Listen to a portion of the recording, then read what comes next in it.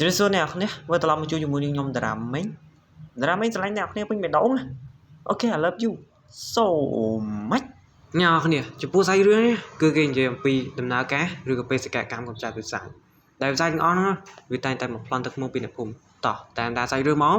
សាច់រឿងរបស់យើងក៏ត្រូវបានចាប់ផ្ដើមដំបូងឡើយនឹងគឺមានភូមិមួយដែលមានទីតាំងជាប់ជើងភ្នំហើយព័ទ្ធជុំវិញទៅដោយព្រៃឈើអ្នកភូមិទាំងអស់ហ្នឹងគឺមានមុខរបរជាអ្នកធ្វើស្រែចម្ការដាំដំណាំពិសេសគឺប្រកបរបរអាជីពជាអ្នកចិញ្ចឹមឃ្មុំដើម្បីយកទឹកទុកប្រើប្រាស់និងយកទៅលក់ចឹងទៅនៅក្នុងថ្ងៃហ្នឹងភូមិរបស់យើងហ្នឹងគឺមានភាពអ៊ូអរខ្លាំងមែនទែនមានសេចក្តីសោកខ្លាំងមែនទែនព្រោះថាការធ្វើអាជីវកម្មរបស់ពួកគេហ្នឹងគឺទទួលបានផលច្រើនចឹងទៅក្នុងរាត្រីយប់មួយអ្នកភូមិទាំងអស់ហ្នឹងគឺបានរៀបចំប្រម៉ែប្រមូលទុកដាក់នៅទឹកឃ្មុំហ្នឹងយ៉ាងមានសុវត្ថិភាពហើយនៅក្នុងភូមិនេះក៏មានអ្នកប្រយុទ្ធមួយចំនួនផងដែរបានជួយមើលថែនិងការពារភូមិមួយនេះផងដែរព្រោះថារៀងរាល់យប់ភូមិនេះគឺតែងតែមានចោរមកលួចទឹកឃ្មុំឥតឈប់ឈរសាច់រឿងរបស់យើងក៏បានកាត់បង្ហាញឲ្យឃើញធ្មប់ចិត្តអាក្រក់ម្នាក់ដែលបានបញ្ជាពួកម៉បហ្នឹងដែលជាពួកបិសាចហ្នឹងណាជាច្រើនចូលនៅក្នុងភូមិរបស់យើងហើយធ្វើការលុកលុយភូមិហ្នឹងដែលគោលបំណងរបស់ធ្មប់នេះគឺ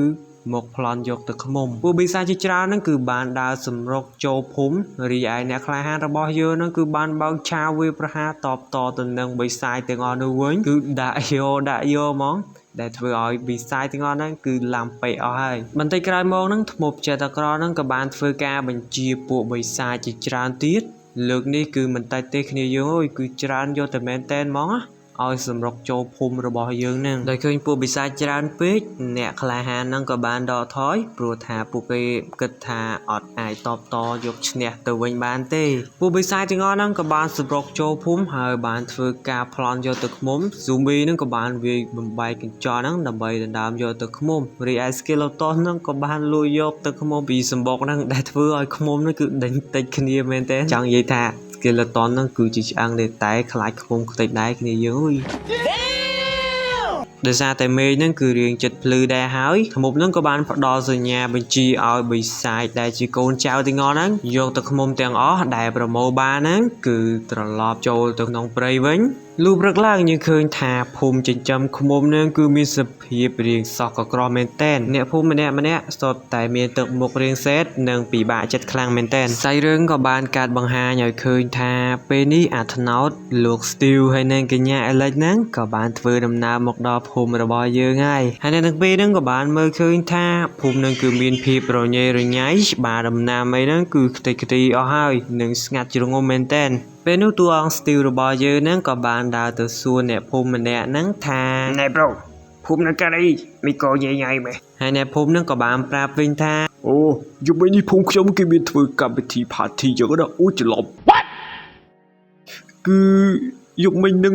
ពួកបិសាចជាច្រើនហ្នឹងគឺបានមកប្លន់យកទឹកឃ្មុំពីភូមិរបស់យើងលោកមើលទៅសភាពភូមិគឺដឹងហើយតួអង្គ Steve របស់យើងហ្នឹងក៏បានកលែងមើលនិងអាណិតអ្នកភូមិទាំងអស់ហ្នឹងខ្លាំងមែនតើអាឡិចហ្នឹងមកដល់ហើយក៏បានប្រាប់ Steve ថាតោះប្រូកុំគិតច្រើនពេករៀបចំផែនការការពារភូមិកម្ចាត់បិសាចពេលហ្នឹង Steve នឹងក៏បានកោះហៅឃ្មុំទាំងអស់ហ្នឹងគឺមកជុំគ្នាដើម្បីបែងចែកតួនាទីរបស់ពួកគេទៅតាមមុខងាររៀងៗខ្លួនទម្លាក់គ្រាប់បាយភ្លាមពួកឯងយកគ្រាប់ព្រួយមកយើងនឹងបាញ់សម្លាប់ធ្មប់ការហ្នឹងចោលមើលពួកអូនម្លាញ់អស់ឆាប់ឡើងទៅចាក់ឡាវ៉ាទៅមុខអូនឯងនេះជាសំនឹងមកដល់ហើយអញ្ចឹងប៉ុណ្ណឹងសិនបានហើយយើងមកដល់សាច់រឿងបន្តទៀតពេលហ្នឹងអ្នកចម្បាំងជាច្រើនហ្នឹងក៏បានដកអាវុធរៀងខ្លួនដើម្បីត្រៀមប្រយុទ្ធក្នុងពេលយប់នេះតែម្ដងគឺត្រៀមលក្ខណៈជាស្រេចណាហើយចំពោះទឹកឃ្មុំទាំងអស់របស់ពួកគេហ្នឹងគឺត្រូវបានលាក់ទុកកប់នៅក្នុងដីយ៉ាងសម្ងាត់មែនទែនគឺបាត់ដីចិត្តតែម្ដងលុះយប់ឡើងក្នុងភូមិហ្នឹងគឺមានសភាពស្ងាត់ជ្រងំចង្រិតហ្នឹងគឺយំជីក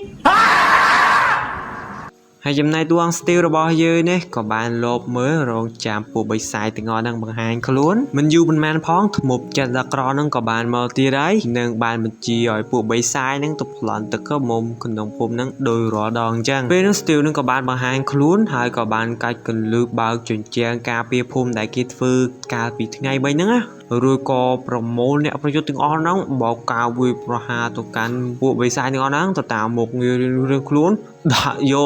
កគឺគ្មានវត្ថុដៃបន្តិចទេដែលធ្វើឲ្យពួកបិសាចទាំងអស់ហ្នឹងគឺដេករៀបពេញហ្នឹងឡាប់ ពេហើយគឺស្ថានភាពដូចនោះយីពេដែលជាធ្មប់ឯណាវិញក៏បានចាប់ zombie ម្នាក់ហ្នឹងបញ្ចុកថ្នាំតែថ្នាំហ្នឹងក៏បានធ្វើឲ្យមានប្រតិកម្មហើយក៏ធ្វើឲ្យ zombie ហ្នឹងគឺរិចមានប៉ុណ្ណាហើយរួចមកក៏មានបិសាច creeper មួយក្បាលហ្នឹងគឺវាបានលះបង់ជីវិតដើម្បីទៅបំទូសជាជាងការវាភូមិហ្នឹងនឹងបានជួយបើកផ្លូវឲ្យបិសាចទាំងអស់ហ្នឹងគឺសម្រុកមកវាប្រហារអ្នកភូមិម្ដងទៀតដោយសារតែឃើញមានពួក monster សម្រុកចូលមកច្រើនពេកអ្នកចម្បាំងហ្នឹងក៏បាននាំគ្នាដកថយសិនចំណែកតួអង្គ Steel របស់យើងវិញខ្លួនគេហ្នឹងក៏បានមកវាយគ្នាជាមួយនឹងធ្មប់ហ្នឹងគឺថាវាដាក់យកមកគ្នាយើងគ្មានបធូរដៃអីមិនតិចទេទាំងពីរនាក់ហ្នឹងគឺវាយមែនតើណាគឺដាក់យកតែម្ដងគ្នាយើង Steel ហ្នឹងគឺបានវាយគ្នាជាមួយធ្មប់ហ្នឹងរហូតដល់ពេលមួយធ្មប់ហ្នឹងក៏បានជ្រុះមួកពីក្បាលហើយតទៅមុខទៀតគ្នាយើងនឹងដឹងថា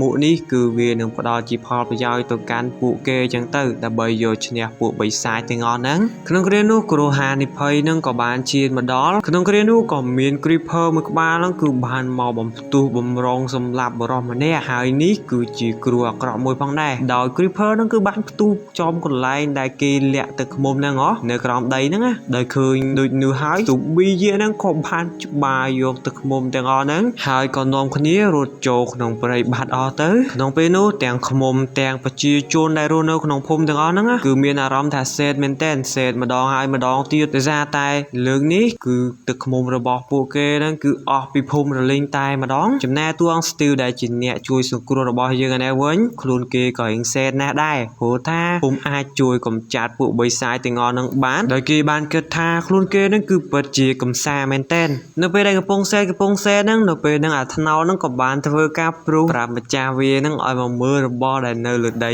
នោះដែលរបស់ហ្នឹងហើយគឺជាមួករបស់ធ្មប់ចិត្តអាក្រក់ហ្នឹងដែលធ្លាក់នៅលើដីពេលដែល Steel វាយគ្នាជាមួយធ្មប់ហ្នឹងដោយមិនចាំពេលវេលាយូរ Steel ហ្នឹងក៏បានប្រាប់ឲ្យអាថ្នោតហ្នឹងគឺហិតក្លិនពេលហ្នឹងអាថ្នោតហ្នឹងក៏បានប្រាប់ក្លិនហ្នឹងថាក្លិនហ្នឹងគឺនៅអត់ឆ្ងាយពីទីនេះទេទៅមុខទៀតហ្នឹងច្បាស់ជាដល់ហើយឱកាសល្អបានមកដល់ហើយ Steel ហ្នឹងក៏បានរៀបចំកម្លាំងនៅក្នុងថាជាថ្មីម្ដងទៀតលើនៅពួកគេទៅវាយកម្ចាត់បិសាចដែលតែងតែមកប្លន់ទឹកឃ្មុំហ្នឹងទៅដល់ទីកន្លែងរបស់ពួកវាតែម្ដងបន្ទាប់ពីដើររយៈពេលមួយសន្ទុះក្រុមរបស់ Steel ហ្នឹងក៏បានមកដល់ទីតាំងមួយដែលមានផ្ទះមួយដែលស្ថិតនៅជាប់មាត់ទឹករៀងធំគួរសមដែរគ្នាយើងហើយនៅក្នុងផ្ទះហ្នឹងគឺមានធ្មប់ម្នាក់កំពុងតែផ្សំថ្នាំយើងមើលតែរូបរាងហ្នឹងក៏ដឹងថាធ្មប់ហ្នឹងគឺជាធ្មប់ចិត្តអាក្រក់ហ្នឹងចឹងហើយផ្ទះហ្នឹងក៏ជាផ្ទះរបស់ធ្មប់ហ្នឹងដែរធ្មប់ហ្នឹងក៏បានក្រឡេកមើលតាមបួយហ្នឹងក៏ឃើញថា Steel កំពុងតែឈរចាំទទួលជាស្រេចដោយធ្មប់ចិត្តអាក្រក់ហ្នឹងគឺស្គាល់ច្បាស់ថា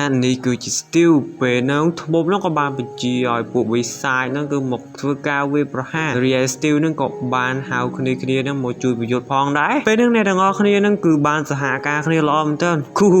ដាក់យកតែម្ដងទៅតាមមុខងាររបស់ពួកគេរៀងៗខ្លួនចំណែក Steel និង Alex អ្នកទាំងពីរហ្នឹងក៏បានសហការគ្នាសម្រុកចូលនៅក្នុងផ្ទះធ្មប់ហ្នឹងហើយធ្វើការវាយប្រហារជាមួយពួកគេតែម្ដងមុននឹងទៅដល់កន្លែងដែលធ្មប់នៅហ្នឹងមកជាច្រើនដែលនៅការពារតាមផ្លូវហ្នឹងគឺបានដាក់យ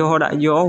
ផាំងយកតែម្ដងបន្ទាប់ពីមកដល់លើផ្ទះហើយអ្នកទាំងពីរហ្នឹងទាំង Steel ទាំង Alex ហ្នឹងរួមជាមួយធ្មប់នោះក៏បានធ្វើការវាយប្រហារគ្នាដាក់យក Steel និង Alex ហ្នឹងគឺបានសហការគ្នាល្អមែនតើគឺវាយតបទៅកាន់ធ្មប់ហ្នឹងបាច់ទាំងប៉ុន្មានហ្នឹងគឺបញ្ចេញទាំងអស់នៅពេលមួយ Steel ហ្នឹងក៏បានទទួលបាត់ដៃមហាកម្លាំងពីធ្មប់ដែលមានឱកាសឲ្យធ្មប់ចិត្តអាក្រក់ហ្នឹងបញ្ច្រកថ្នាំពើទៅកាន់ខ្លួនរបស់គេតែម្ដង Alex ហ្នឹងក៏បានដឹងខ្លួននឹងបានយកលំពែងដែលនៅក្បែរខ្លួនហ្នឹងចាក់ទៅកាន់ធ្មប់ហ្នឹងមួយទំហឹងធ្វើឲ្យធ្មប់ហ្នឹងដេកស្លាប់បាត់ទៅបន្ទាប់ពី Steel និង Alex បានវាយសម្លាប់មេរបស់បិសាចទាំងអស់ហ្នឹងអស់ហើយពួកគេក៏បានត្រឡប់មកកាន់ភូមិវិញហើយពេលហ្នឹងហើយសត្វឃ្មុំក៏បានយកទឹកឃ្មុំដែលពួកគេផ្លាត់បានហ្នឹងយកមកផ្ដល់ជូនអ្នកទាំងពីរទុកជាសគុណចឹងណាព្រោះថាពួកគេបានជួយកម្ចាត់បិសាចចឹងទៅហើយសាច់រឿងរបស់យើងក៏បានបញ្ចប់តែប៉ុណ្្នឹងហើយអរគុណអ្នកនាងជួបគ្នានៅវីដេអូក្រោយ